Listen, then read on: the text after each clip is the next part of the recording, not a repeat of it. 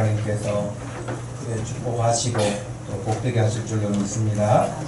오늘 우리에게 주시는 하나님 말씀 누가복음 15장 11절에서 32절 말씀 보겠습니다.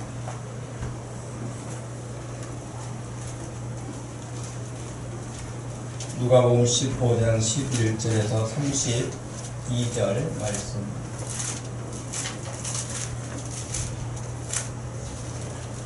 말씀을 한 절씩 우리 교독하도록 하겠습니다. 또 이르시되 어떤 사람에게 두 아들이 있는데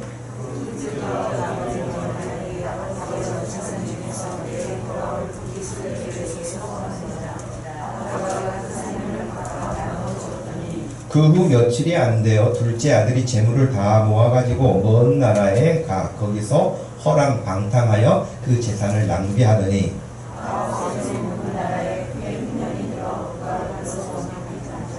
가서 그 나라 백성 중 한 사람에게 붙여 사니 그가 그를 들로 보내어 돼지를 치게 하였는데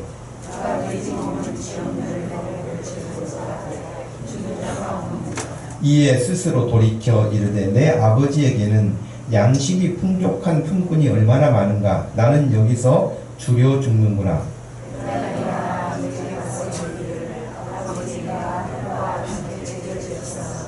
지금부터는 아버지의 아들이라 일컬음을 감당하지 못하겠나이다. 나를 품꾼의 하나로 보소서 하리라 하고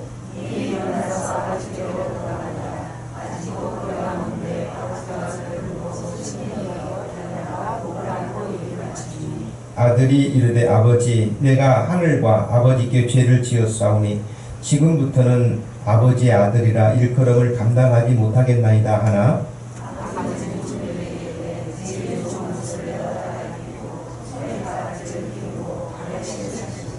그리고 살찐 송아지를 끌어다가 잡으라 우리가 먹고 즐기자.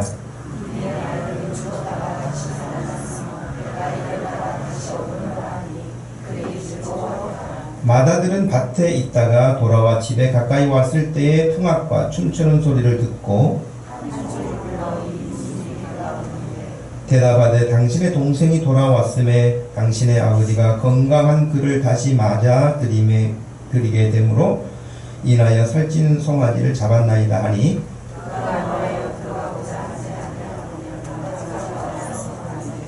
아버지께 대답하여 이르되 내가 여러 해 아버지를 섬겨 명을 어김이 없거늘 내게는 염소 새끼라도 주어 나와 내 벗으로 즐기게 하신 일이 없더니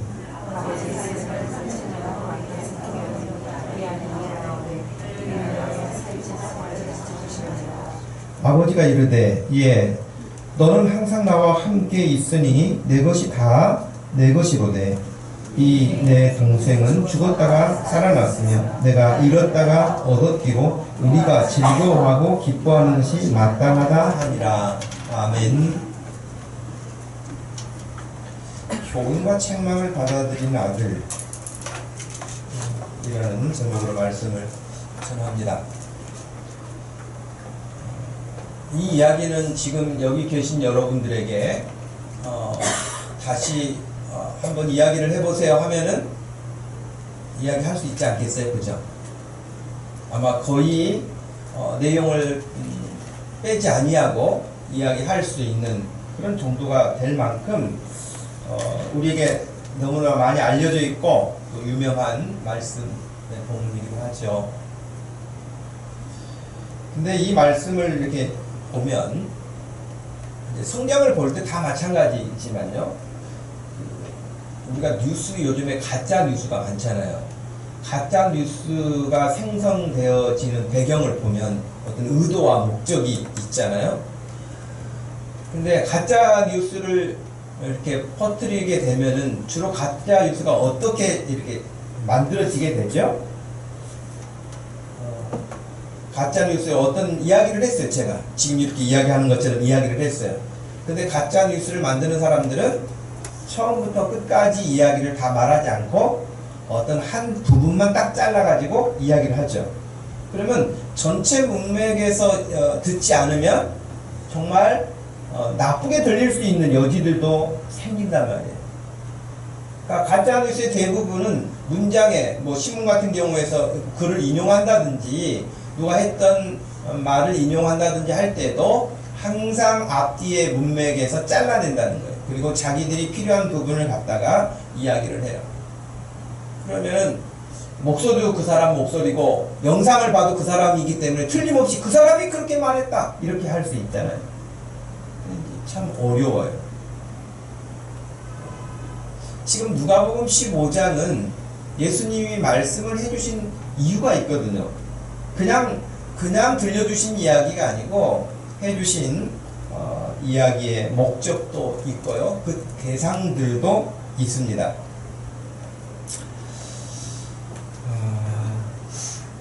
근데 이 말씀 누가복음 15장 특별히 누가복음 15장은 듣는 사람이 있고요.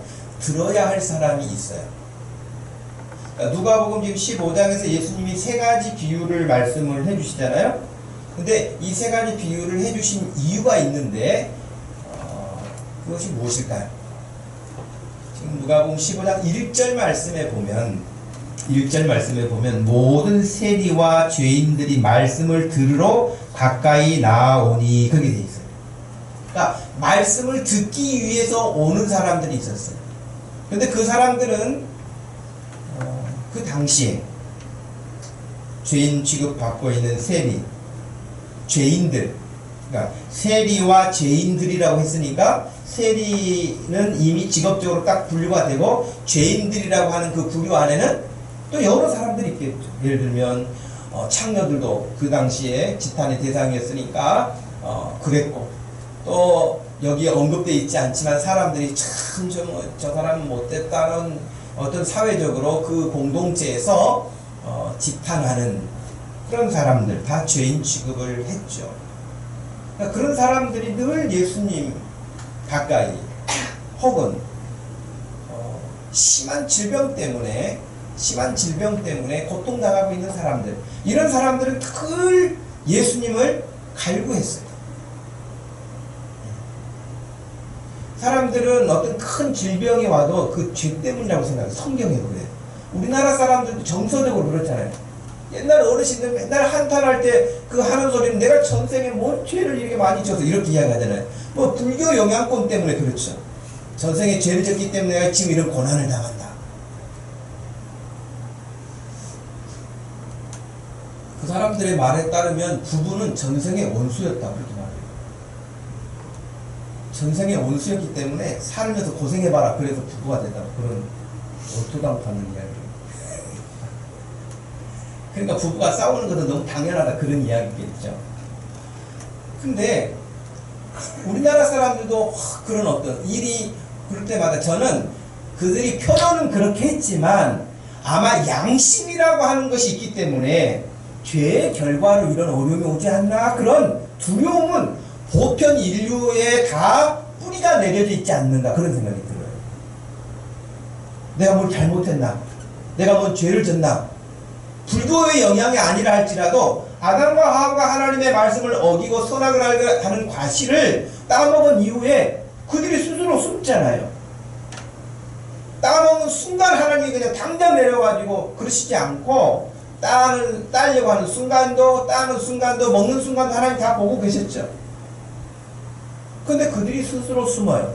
그 양심의 가책을 느끼는 거죠. 그렇기 때문에 예수님 당시 죄인들의 부류 안에는 중한 질병을 가지고 있는 사람. 그 성경에 그렇게 직접 나온 적이 있어요. 날 때부터 소경된 사람에 대해서 물을 때 그랬잖아요. 예수님께. 선생님, 저 소경은 태어날 때부터 소경이었는데 누구의 죄 때문에 그럽니까? 부모님의 죄 때문에 저 사람이 소경으로 태어났습니까? 아니면 그 저 소경 자신의 죄 때문에 그렇습니까? 그렇게 질문했잖아요. 그때도 죄의 결과로 그런 무서운 질병이 온다. 그런 생각을 가지고 있습니다. 그러니까 죄인들 그룹 안에는 세리나 창녀들이나 중한 질병에 있는 사람들이나 어려움에 있는 사람들, 다 그 시대 사람들이 다 거리를 두고 소외시키는 그런 사람들이었습니다. 근데 그런 사람들이 1절 말씀에 보니까 말씀을 들으러 가까이 왔다. 말씀을 들으러 왔다. 저는 이 1절 보면 좀 은혜가 됐는데요. 말씀을 들으러 왔더라. 많은 사람들이 왔더라. 죄인들이 왔더라. 그러지 않고 가까이 왔다. 여러분 늘 하나님의 은혜를 사모할 수 있기를 축복합니다. 하나님의 은혜를 늘 가까이, 하나님의 은혜를 가까이 하고 싶은 마음, 우리 주님을 더 가까이 하고 싶은 마음, 그 마음이 은혜의 마음이고요. 그런 마음을 하나님이 아시기 때문에 그런 이들에게 하나님이 복되게 하세요. 성경에 보면 예수님 앞에 늘 가까이 왔는데, 하나님의 은혜를 사모하고 가까이 왔는데 예수님이 물리친 사람이 한 사람도 없어요. 예수님을 이렇게 시험하고 예수님을 이렇게 올무에 걸려가고 넘어뜨리게 하려고 하고 이런 사람들은 예수님이 거리감을 두셨지만은, 병들었든지 죄인이라고 지탄을 받든지 세리가 되었든지 누가 되었든지 간에 그들이 주님 앞에 왔을 때 주님이 그들을 어떤 죄의 형편에 있었을지라도 그들을 받아주셨어요. 그러니 지금 이 시대도, 우리가 살고 있는 21세기인 지금도 하나님의 은혜를 정말 마음에 이렇게 간절하게 사모하고 예배하며 사모하고 찬송하고 사모하며 기도하는 그들의 심령을 주님이 외면하지 않으시고 받아주시고 응답하시고 이끌어 주실 줄로 믿습니다. 예. 두 번째는 이 말씀을 들어야 할 대상이 있었어요.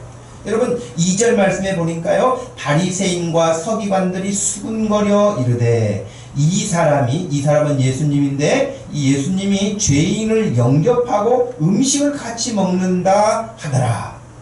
3절에 예수께서 그들에게 비유로 이르시되, 그래. 누구에게? 그들에게. 그들은 지금 여기 2절에 나와 있는 수군거리고 있는 바리새인들이에요.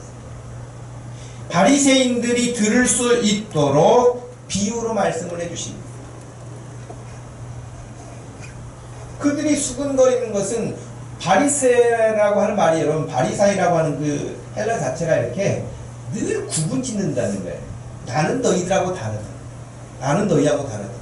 우리는 거룩한 사람이다. 너희는 죄인이다. 늘 이렇게 평가르기를 좋아해요. 물론 좋은 의도에서 시작했겠지만 결과적으로는 이렇게 서로 그룹을 지어가지고 너희 그룹과 우리 그룹은 다르다. 우리는 경건한 그룹이고 너희들은 죄인들이다. 너희들은 우리하고 가까이 할 수 없다. 우리는 너희들 가까이 하고 싶은 마음 없다. 뭐 이런 거예요. 그 사람들이 바리새인들이었는데, 예수님이 자기들이 죄인이라고 취급하고 있는 그런 사람들과 같이 음식도 드시고 같이 이야기도 하시고 그들을 물리치지 않으시고 가까이 받아주시고 하는 것이 바리새인들의 눈에는 영 못마땅하게 보인 거예요. 그래서 수군거렸어요. 그리고 그것을 못마땅하게 여겼어요.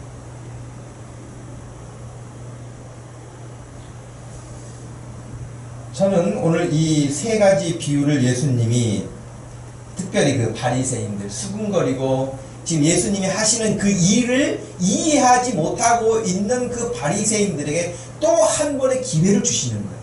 또 한 번의 기회를 주시는 거예요. 여러분, 우리가 지금 이렇게 예배 드리잖아요. 예배 드리는 거, 여러분들 지금까지도 하나님 섬기고 오셨잖아요. 여기까지 오셨지만 오늘 예배 드리는 이 순간을 통해서 여러분이 뭔가 또 하나 알아야 할, 아니면 우리의 믿음이 더 성장하기 위한 또 한 번의 하나님이 주시는 기회라고 보여져요. 바리새인들에게 하나님이 말씀 안 하실 수 있죠. 예수님이 너희들하고 상대하고 싶지 않다. 예수님도 그렇게 하실 수 있겠죠. 그러나 그들에게 또 한 번의 말씀을 전하심으로 그들에게 기회를 주시는 거예요. 우리가 예배 드릴 때마다, 말씀을 들을 때마다 하나님은 우리에게 기회를 주시는 거예요. 여러분, 오늘 예배 드리는 기회가 여러분의 영적 성장에, 여러분이 하나님을 섬기는 삶에 놀랍도록 성장하는 발판이 되기를 축복합니다. 예. 그래, 들어야 되겠죠. 1절 말씀에 듣기 위해서 가까이 왔던 사람들처럼 이 바리새인들도 예수님이 해주시는 그 말씀을 귀를 기울이고 들어야 했겠죠. 세 가지 이야기. 첫 번째 이야기는 우리가 이제 읽지는 않았지만 잘 아는 내용이죠. 어떤 한 사람이 100마리 양이 있었어요. 그 100마리 양 중에 한 마리를 잃었어요. 예수님이 해주시는 말씀은 한 마리 잃었다고 그 양을 찾기 위해서 99마리를 남겨두고 한 마리를 찾으러 갔다는 거예요.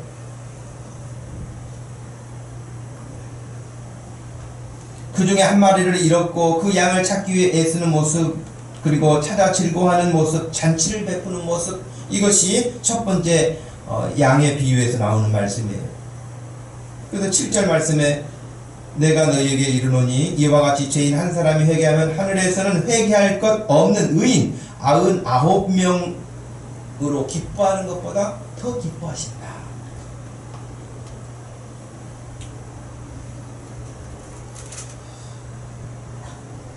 여기 보면 그 양을 찾기까지 계속 찾으러 다니는, 한번 휙 돌아보고 없네 하고 돌아오는 게 아니라 찾기까지 그가 애쓰는 모습을 보여주었습니다. 두 번째 이야기는 잃어버린 드라크마. 드라크마는 그냥 옛날 우리나라 상평통보 뭐 이런 것처럼 말이죠. 동전이에요.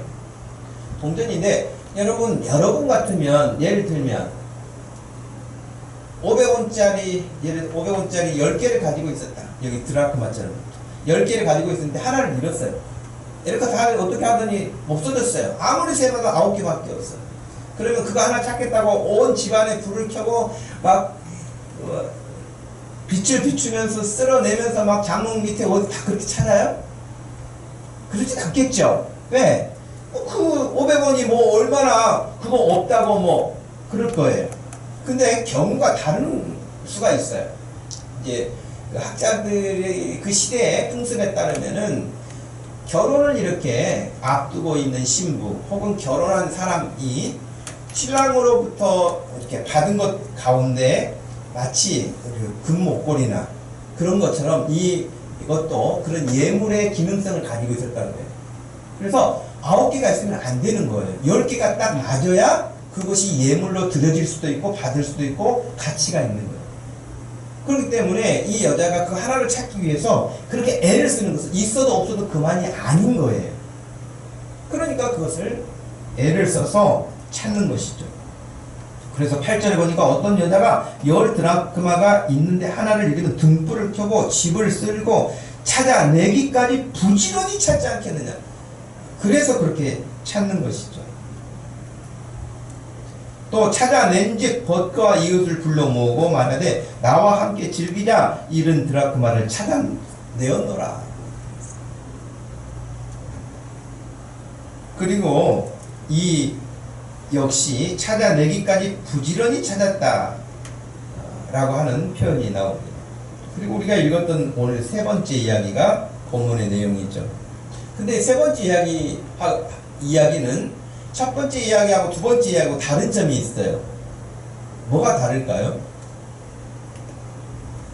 돈도 아니고 동물도 아니고 사람인 거예요. 우리가 지금 읽으면서 또 알고 있는 내용들을 이렇게 다시 점검해봐도 확인이 가능한데, 여러분 양은 목자가 잃어버린 게 아니라 하여튼 새 보니까 한 마리가 없어진 거잖아요. 길 잃은 양이 된 거잖아요. 동전도 하나가 지금 없어진 거잖아요. 그런 게 비하면 이 둘째 아들은, 한 사람에게 두 아들이 있었는데 이 둘째 아들은 스스로 나간 거예요. 아버지 입장에서 봤을 때 언제 나간지도 다 알아요. 앞에 비유하고 본다면 양을 잃었던 목자는 어디로 갔지? 그래서 찾고 다니잖아요. 어디로 갔지? 드라크마를 잃은 여자도 이게 어디로 갔지? 해서 찾잖아요. 근데 아들은 언제 간 줄 안 되니까요. 갈 때 뭘 가지고 갔는지도 알아요. 다 알아요. 그 점이 다른 점인데요. 또 다른 점이 있어요. 목자도 그 여자도 그것을 찾기까지 부지런히 막 찾잖아요. 근데 여기는 찾지 않아요. 아버지가 도대체 얘가 어디로 갔나, 강도를 만나질 않나, 유산으로 물려준 돈 다 가지고 나갔는데 이 얘가 어떻게 됐나 그러면서 나가지도 않고요. 심부름 센터를 붙이지도 않고요. 그냥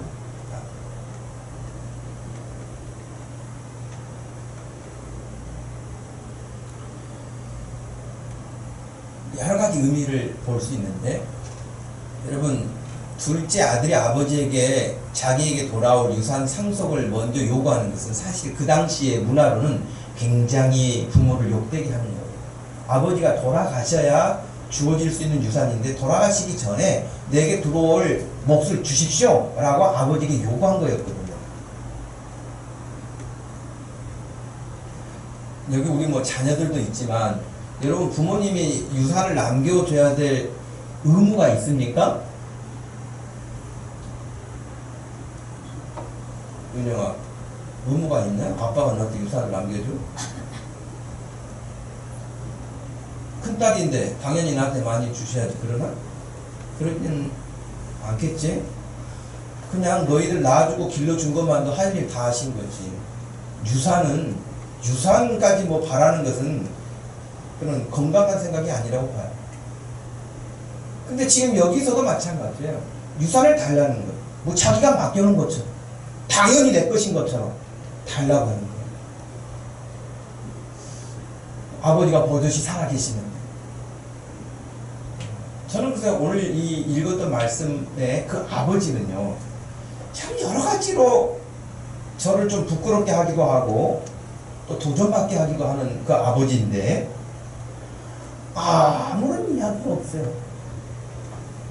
이 둘째 아들에 대해서 어디다 쓰려고 그러냐, 사업 계획서를 가지고 와라, 어느 나라로 갈래, 다 가지고 가면 되겠냐, 일단 우선 절반만 줘볼게, 등등등 할 말이 얼마나 많게. 나에게 만약에 그런 요구를 한다면, 아들이 내게 그런 요구를 한다면 저는 이 아버지처럼 못할 것 같아요. 여러분은 어떠세요? 알았다, 전세 바로 빼서 주마, 집 팔아서 주마, 그럴 부모가 어디 있겠어요. 근데 이 아버지가 준단 말이죠. 그리고 나중에 이 아버지는요, 아들이 돌아왔을 때 아들은 아버지에게 막 너무 미안하고 죄송하니까 막 말을 많이 해요, 아버지한테. 근데 저는 이 본문을 다시 보면서 확인한 게 뭐냐면 아버지는 이 둘째 아들한테 한마디도 안 해요. 여러분 성경 다시 보세요. 아버지가 이 둘째 아들에게 너 어디 가서 다 날려먹었냐, 너 어떻게 지냈냐 등등 처음에도 달라고 했을 때 말씀 안 하신 것처럼 돌아왔을 때도 아무 말씀을 안 하세요. 아들에게는, 둘째 아들에게는. 오히려 큰아들이 뭔가 문제를 이렇게 일으켰을 때 큰아들에게 말은 하세요. 종들에게는 말을 하세요. 근데 정작 재난을 다 날리고 돌아온 그 아들에 대해서는 아무 말씀도 안 하세요.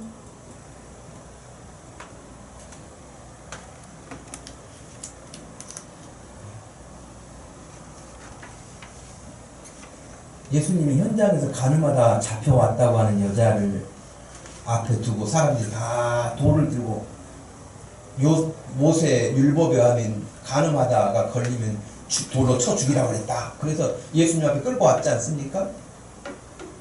예수님이 그 유명한 말씀, 죄 없는 자가 먼저 돌로 치고 가라 그랬어요. 그랬더니 전부 다 돌을 내려놓고 다 슬금슬금 도망갔죠. 그리고 예수님하고 딱 그 잡혀온 여자하고 1대1로 있게 됐죠. 그때 예수님이 뭐라고 하셨어요? 너 어쩌다가 그랬냐? 남자는 어디 가고? 언제부터 알았니? 너 지금 이런 일이 몇 년 됐니? 너 부모는 아니? 등등등 해볼만 하잖아요. 그럼 물어볼만 하잖아요. 아무 말씀도 안 하시고 이렇게 말씀하셨어요. 나도 너를 정죄하지 않겠다. 다시는 죄를 범하지 마라. 이렇게 말씀하셨어요. 묻지 않으세요. 저와 여러분의 죄를 예수님이 묻기 시작한다면 우리는 못 살 거예요. 저와 여러분의 죄에 대해서도 예수님은 일절 묻지 않으세요. 그냥 와 있는 것 받아주세요.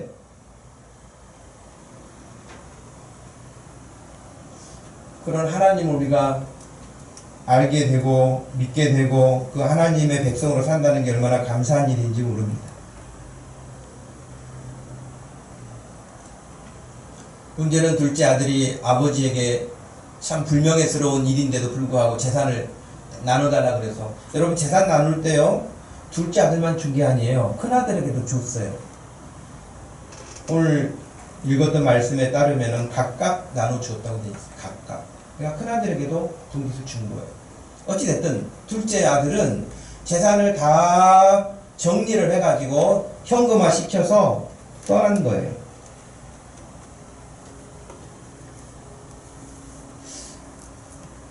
아들만 둘이었는 것 같아요. 두 아들이 있었다고 하는 건 딸은 없었는 것 같고. 그리고 엄마는 또 안 나오세요.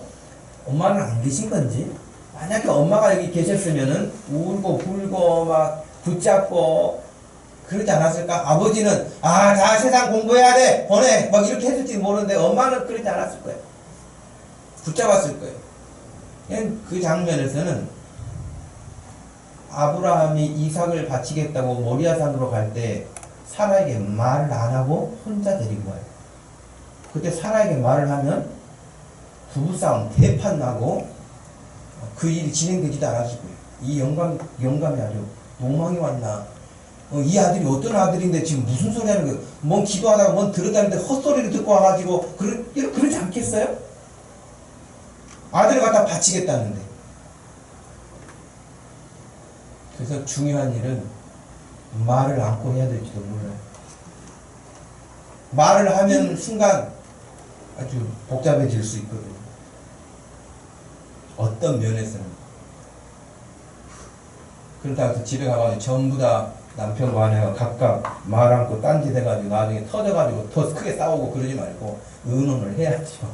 의논을 해야 되지만 중요한 신앙의 결단에 있어서 이런 부분도 있어 보이는데 어찌됐든 그 아들은 둘째는 다 재산 정리해가지고 떠나버렸어요. 떠나는데 어디로 갔습니까? 그럼 말씀 보면 어디로 갔어요? 예. 13절에 보니까 그 후에 며칠이 안 돼요. 둘째 아들이 재물을 다 모아가지고 먼 나라에 가 거기서 허랑방탕하여 그 재산을 낭비하더니 그랬어요.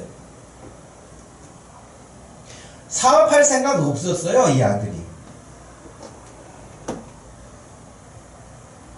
그리고 아버지 손길이 가능하면 미치지 않을 수 있는 먼 나라로 간 거예요. 먼 나라로.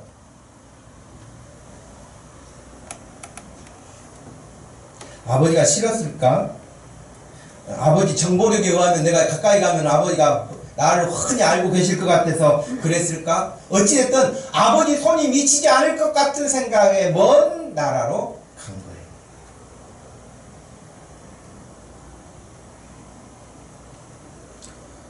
문제는 허랑방탕하게 썼다는 거예요. 그 짓을. 우리가 이 말씀을 오늘 여러분 귀를 기울여야 할 이유 가운데는 몇 가지 이유가 있는데요. 그 중에 하나가 뭐냐면 이 말씀을 들음으로 여러분 여기 있는 저와 여러분들이 첫 번째는 하나님으로부터 우리가 멀리 가려고 하는 생각들, 하나님으로부터 멀어지려고 하는 생각들, 혹은 자녀들이 부모들로부터 멀어지려고 하는 생각들, 여기서 교훈을 받아야 돼요.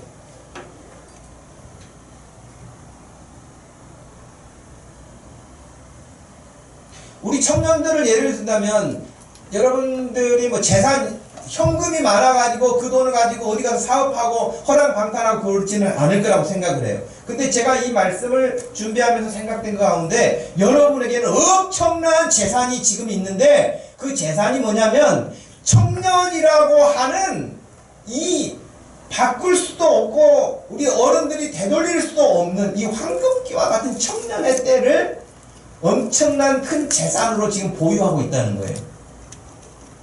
믿습니까, 우리 청년들?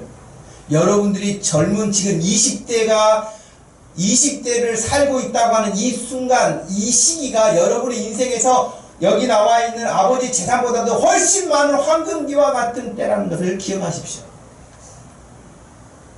그런데 이 황금기와 같은 재산을 가지고 멀리 가려고 생각하지 마세요. 어떻게라도 떠나려고 생각하지 마세요.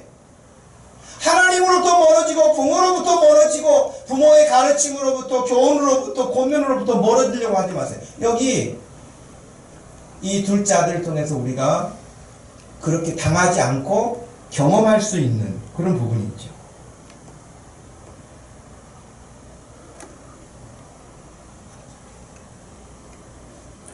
우리들도 하나님을 섬기면서도 하나님 뜻대로 이렇게 살기보다는 내가 좋아하는 대로 살고 싶잖아요. 내가 원하는 대로 살고 싶잖아요. 그리고 내가 원하는 거 하면은 재밌고 내가 원하는 대로 하면 편하고 내가 원하는 대로 하면은 힘들지 않고 그런 것들이 많아요. 하나님 뜻대로 하려면은 힘든 것도 많아요. 어렵고 노력해야 되고 그런 것들도 많아요. 그래서 우리는 할 수만 있다면 늘 이 둘째 아들처럼 내가 원하는 대로 하려고 생각을 한단 말이죠.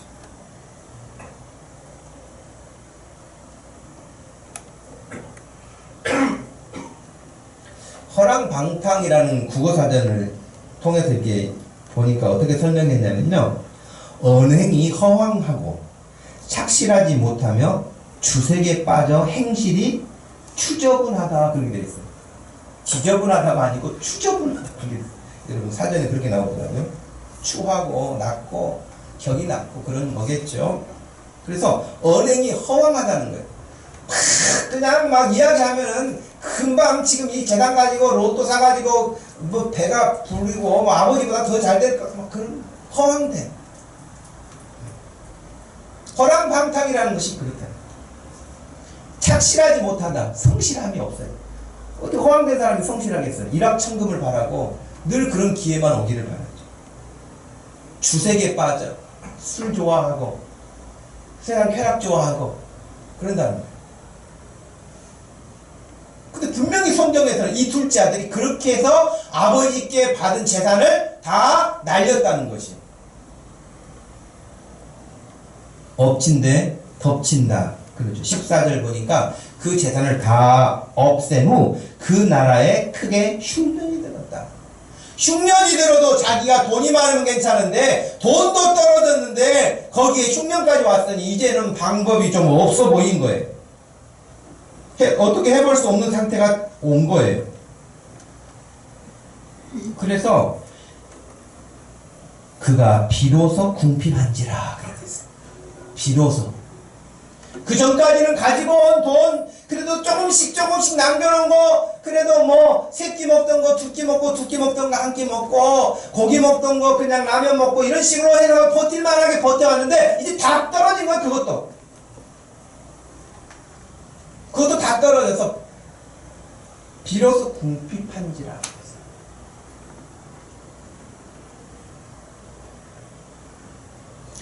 이 말씀은 여러분 하나님 떠나서 내 마음대로 뭔가 가지고 살아보겠다고 하는 사람들의 마지막 결론은 늘 이 고백에 도달하게 됩니다. 허망하구나. 아무것도 없구나. 이것이 아니었구나. 그것이 하나님 떠나서 마지막에 느끼는 교훈이에요. 아버지를 떠난 이 둘째 아들이 그와 같은 모습을 우리에게 보이고 있습니다. 내가 원하는 대로 살아보겠다고 하나님을 떠난 인생의 마지막 결론은 빈손으로 되는 것입니다. 근데 이 하나님을 누가 떠나서 어디로 떠나서 살겠습니까, 여러분? 여러분이 하나님을 떠날 수는 없습니다. 시편 139편 말씀에서 이렇게 말씀하세요. 우리 한번 같이 읽어볼까요? 시편 139편 화면을 보면서 읽어보겠습니다. 여호와여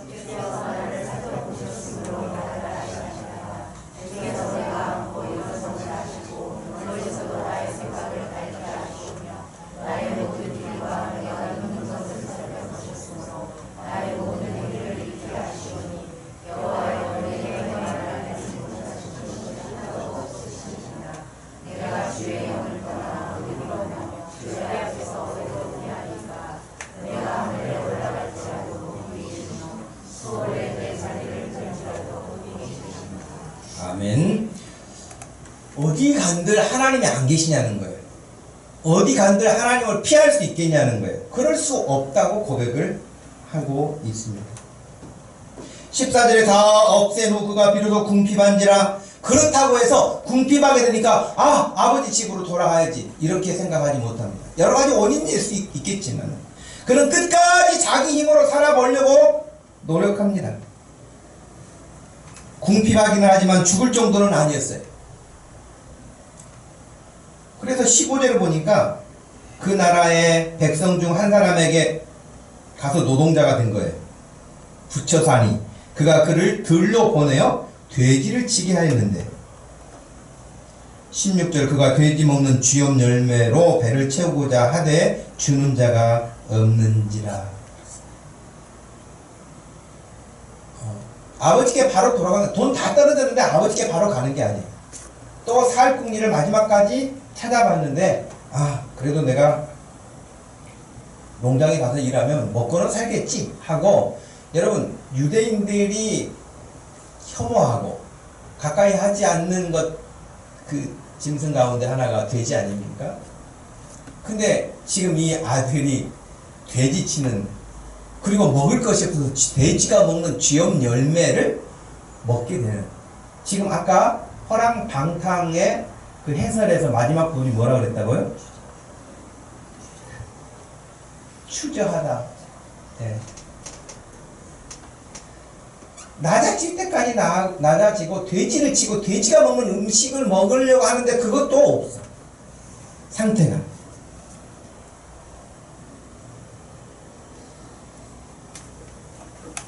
오늘 설교의 핵심이 여기에 나옵니다. 17절에서 20절 말씀. 17절에서 20절 말씀 한번 다시 같이 읽어보겠습니다. 이에 스스로 돌이켜 이르되 내 아버지에게는 양식이 풍족한 품꾼이 얼마나 많은가. 나는 여기서 죽여 죽는구나. 내가 일어나 아버지께 가서 이르기를 아버지 내가 하늘과 아버지께 죄를 지었사오니 지금부터는 아버지의 아들이라 일컬음을 감당하지 못하겠나이다. 나를 품꾼의 하나로 보소서 하리라 하고 이에 일어나 아버지께로 돌아가니라. 아멘. 이에 여기 우리 오늘 설교 본문의 중심이고 결론이라고 할 수 있는 부분인데, 스스로 돌이켰다고 하는 말씀이 나와요. 돌이킨다고 하는 말은 여러분 아까 세 이야기 가운데 우리가 지금 세 번째 이야기인데, 예수님이 양 비유에서 드라크마 비유에서 마지막 결론을 늘 말씀하실 때마다 뭘 말씀하셨어요? 회개. 죄인 하나가 회개하면 이라고 그랬거든요. 회개하면 의인 99명으로 인하여서 기뻐하는 것보다 더 기뻐하신다. 그래. 근데 이건 이해하기가 어렵지 않아요. 예를 들면 여기 지금 여러분들이 주일날 이렇게 나와서 예배 드리잖아요. 근데 한 1년 정도 안 나오던 사람이 오늘 여기 예배 나온다. 그러면 어떨까요, 우리가? 다 기뻐하겠죠. 그런다 해서 여러분들이 쓸모없는 인간이거나 그런 인간으로 취급하거나 그런 의미가 아니잖아요. 다 귀하지만은 지금 한 사람이 새로 돌아온 것에 대한 기쁨은 얼마나 크겠어요. 지금 그렇게 말씀을 하셨어요. 회개한다. 그런데 지금 여기 우리가 읽었던 말씀에 따르면 스스로 돌이켰다. 그렇게 17절에 이에 스스로 돌이켜. 어느 때 이 스스로 돌이킴이 왔느냐? 17절 말씀을 보시면 이르되 내 아버지에게는 양식이 풍족한 품꾼이 얼마나 많은가. 나는 여기서 줄여서 굶어 죽겠구나. 그러니까 이제 생존권이 완전히 죽음의 단계까지 오니까 아버지 생각나는 거예요. 그 전까지는 끝까지 버티는 거예요. 미련한 것이에요. 그래서 하나님 앞에는 여러분 어느 때라도 상관없이 24시간 어느 때라도 하나님 앞에는 여러분들이 나오실 수 있습니다. 여기서 귀한 모습이 있어요. 스스로 돌이켜가 있고요. 18절 말씀에 그렇게 죽는다고 생각하면서 내가 일어나 아버지께로 가야겠다라고 생각을 해요. 18절에 내가 일어나 아버지께로 가야겠다. 가서 아버지께 이렇게 말씀드려야 되겠다. 아버지, 내가 하나님께도 아버지께도 죄를 지었습니다.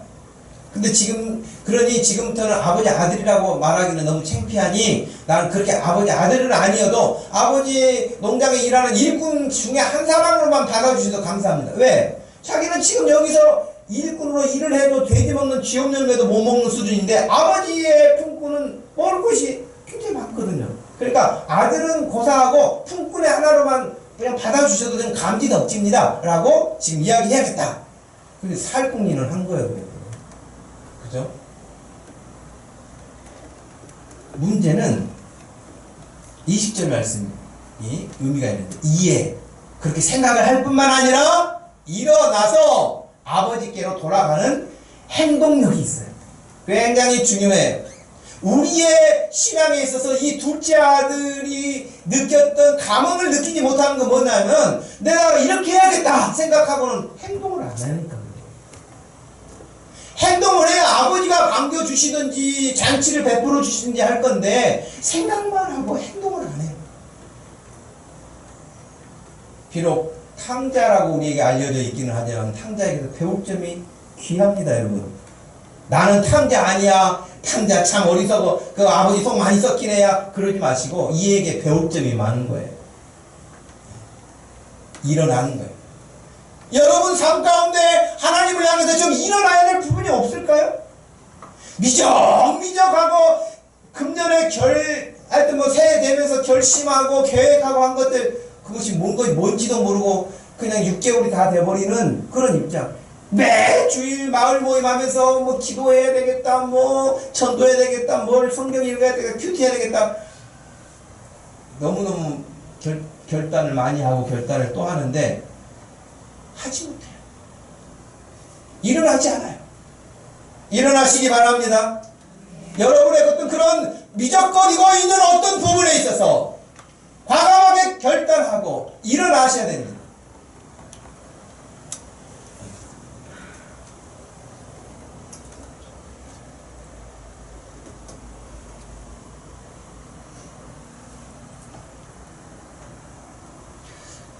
저는 이 둘째 아들이 이렇게 돌아가야겠다고 생각한 데는 근거가 있을 거라고 생각을 해요.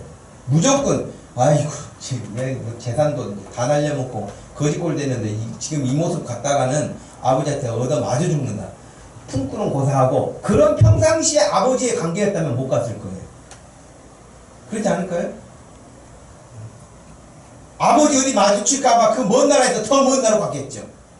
그러나 그 아버지는 아들이 달라고 했을 때도 내어주신 것처럼 또 돌아왔을 때도 그 아들에 대해서 다른 말씀이 없이 그냥 받아주시는 어떤 그 아버지의 인품으로 볼 때에 평소에 이 둘째 아들이 느낀 그 아버지는 언제라도 돌아갈 수 있는 아버지였어요.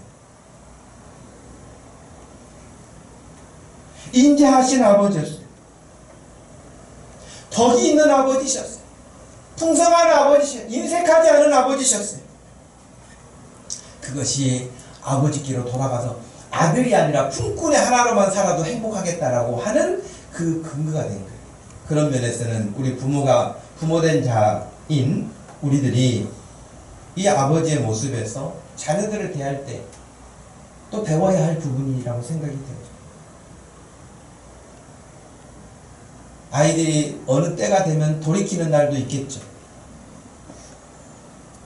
자기들이 길이고 진리고 생명이 아니잖아요. 그런데도 불구하고 아이들이 그렇게 생각하기 쉽잖아요. 다 내가 옳고 내가 바르고 부모님 상관하지 않아도 된다고 그렇게 할 때도 있는데 어느 날은 돌이키는 날이 올 거예요. 그래서 기도하라는 거예요. 우리 어머니가 늘 기도하셨는데 우리 아버지가 늘 기도하셨는데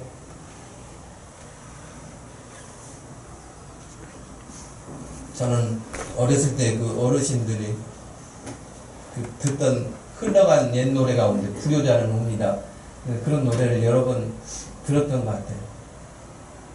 불러봐도 울어봐도 그러면서 돌아가신 부모님 앞에 이제 후회는 잔뜩 되는데 부모님이 안 계신 거예요. 그러니까 여러분 그 노래 굉장히 구슬퍼요. 부모 생각나게 해요. 부모님 앞에 잘못했던 거 생각나게 해요. 그러니 지금 우리 어른들 가운데도 부모님이 살아계시면 정말 말 한마디라도 따뜻하게 용돈이라도 한 번 더 드릴 수 있는 것이 복인 줄로 믿으시기를 바랍니다. 돌아가시고 나면 할 수가 없어요. 우리 청년들, 우리 자녀들 부모님에게 뭔가 기쁨이 될 수 있는 일을 할 수 있다면 하십시오. 그게 여러분에게 복이에요.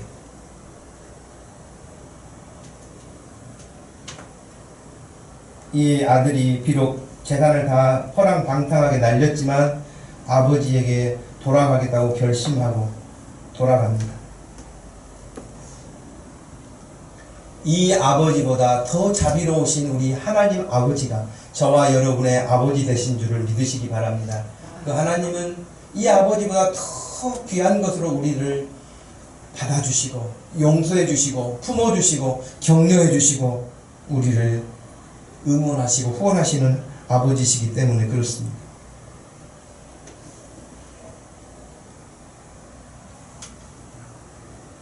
예수님이 이 비유를 지금 왜 들어주셨다고요? 세리와 죄인들이 말씀을 들으러 가까이 오는 것을 비난하고 있는, 수군거리고 있는 바리새인들에게, 바리새인들은 이 아버지처럼 받아주지 않았어요. 물리쳤어요. 나는 너하고 다르다. 너 같은 애는 자식도 아니다. 너 같은 애하고 나는 사귀지 않는다. 그러지 않으셨어요. 받아주셨어요. 이 말씀을 들어야 했던 그 바리새인들이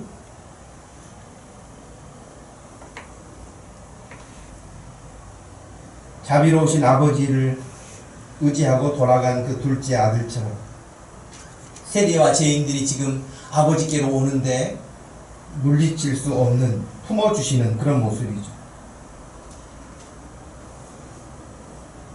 사람은 누구나 실수할 수 있습니다. 잘못된 길을 걸을 수도 있습니다. 그러나 끝까지 그 길로 가면 소망이 없지만 이 둘째 아들처럼 하나님을 향하여 돌이킨다면 소망이 있는 인생으로 바뀌게 되는 것입니다. 왜냐하면 그 어떤 사람이라도 우리 주님은 받아주시고 용서해 주시기 때문입니다. 단순히 용서와 용납이 아니라 하나님의 아들이라는 본래의 신분을 회복시켜 주시는 분이십니다. 20절에 보니까 거리가 아직도 멀리 떨어져 있는데 아버지가 아들인 줄 알아보고 측은히 여겨서, 아들이 달려가는 것이 아니라 아버지가 달려가는,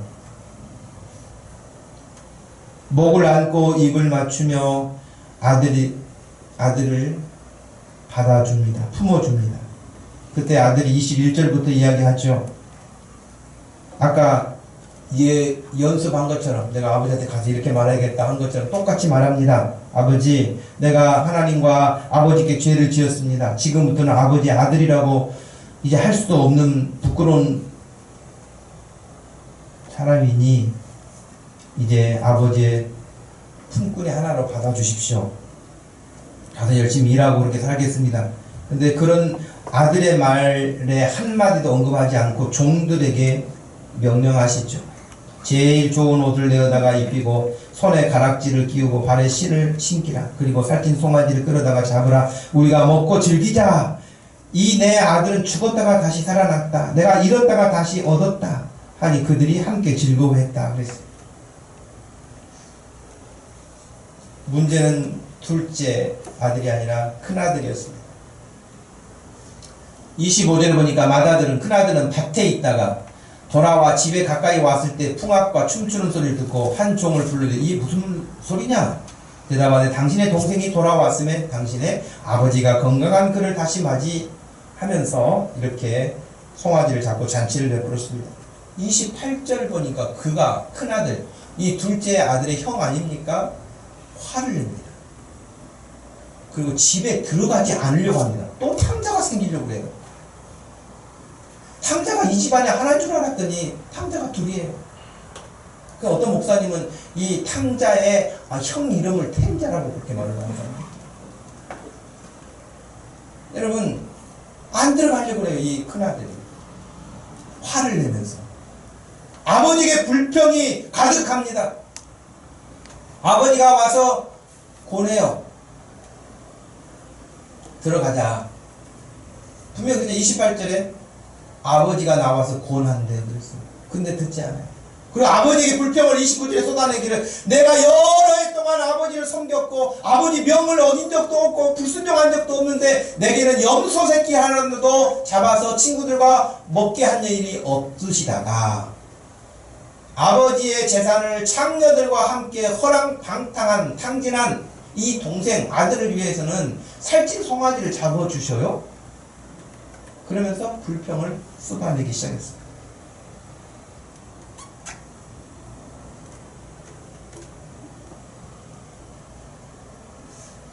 저는 여기서 진짜 불행한 사람은 큰아들인 것 같아요. 둘째 아들은 한번 대통 혼나고 지금 돌이켰잖아요. 교훈을 받았잖아요. 스스로 돌이켰다. 회개했다. 하나님께로 돌아왔다는 거잖아요. 근데 큰아들은 뭡니까? 아버지를 떠난 적도 없어요. 아버지 명령을 어긴 적도 없어요. 오늘날로 말하면 교회를 떠난 적도 없어요. 교회에서 시키는 일을 안 한 것도 없어요. 뭘 시키면 그냥 다 해요.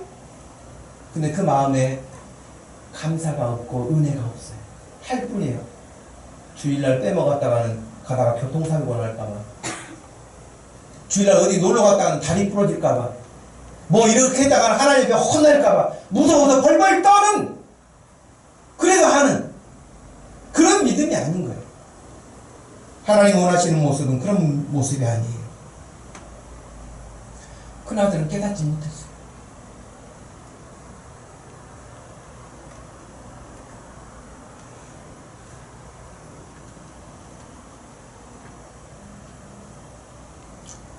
아버지가 둘째 아들이 아닌 큰아들을 고언하면서 보여주신 모습에서 우리가 큰아들의 모습에서 바리새인이나 서기관들이 아닌 오늘 우리들의 모습을 볼 수 있어야 할 것입니다. 주일도 잘 지키고 봉사도 잘하고 모든 것을 열심히 하는데 왜 이렇게 수고하는 나는 알아주지 않는가? 자기 마음대로 살고 못되게 살고 믿음도 없고 그냥 그렇게 사는 사람 하나 오면 뭘 좋아하는가? 똑같아요. 우리는 아버지의 마음을 읽어야 합니다. 큰아들도 둘째 아들도 모두 소중합니다. 교회 안에 있는 사람도 밖에 있는 사람도 다 소중합니다. 밖에 있는 사람은 속히 돌아와서 하나님의 본래 백성으로 회복되어지고 하나님의 형상을 회복해야 할 사람들입니다. 말씀을 마칩니다. 예수님은 죄인들을 찾아오셨습니다. 세리들을 찾아오셨습니다. 이런저런 편견으로 거리를 두고 있는 사람들을 찾아오셨고 그들이 왔을 때 그들을 받아주셨습니다. 그리고 아버지처럼 자신의 모든 것을 내어주셨습니다. 우리 예수님은 이 말씀을 통해 혹시 둘째 아들과 같다면 회개하고 돌이키기를 원하십니다. 혹시 큰아들처럼 나는 말씀을 따라 잘 산다고 생각하면서 있지만 그 마음속에 지금 큰아들이 집에 들어가기 싫어하는 불평하고 있는 마음과 같이 어쩔 수 없이 무서워서 쩔쩔매면서 하는 그러한 순종과 그러한 삶이 얼마나 불행한 것인가를 또 우리에게 알려주기도 합니다.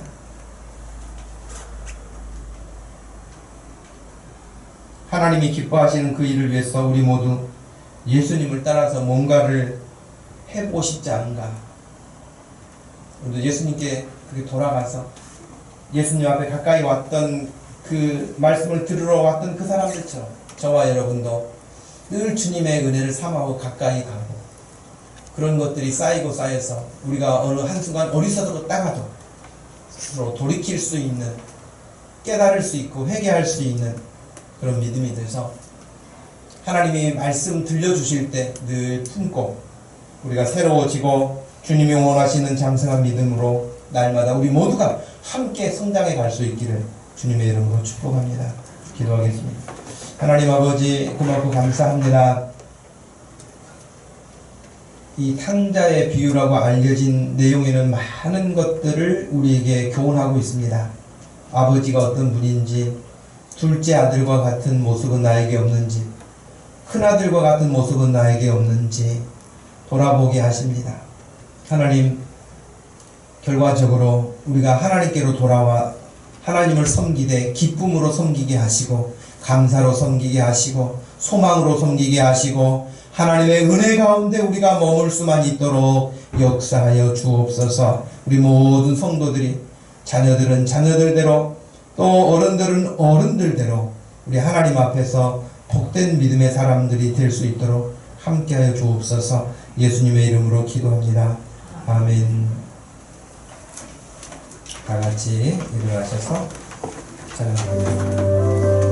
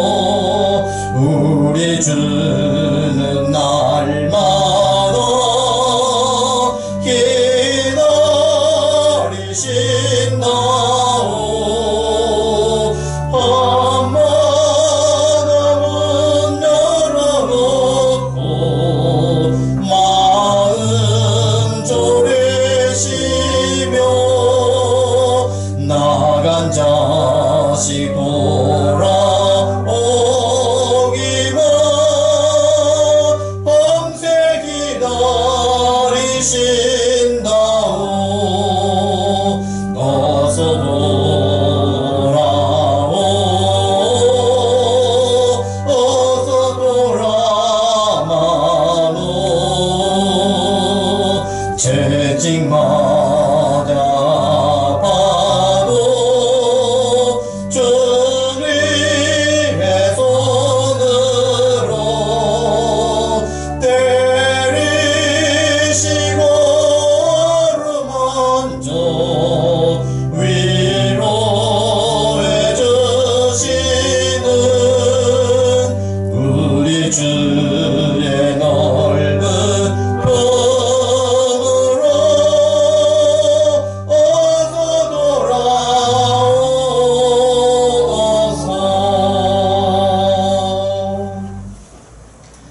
지금은 우리 주 예수 그리스도의 목자 되시고 우리를 찾으시고 구원하신 그 은혜와 우리 하나님 아버지의 말 없으신 변함없으신 그 깊으신 사랑과 성령 하나님의 위로하심과 교통하심과 함께하심이 늘 말씀을 들을 때마다 교훈하시는 그 은혜를 따라 살기 소원하는 사랑하는 모든 성도들 머리 위에 지금부터 영원토록 함께 계실지어다.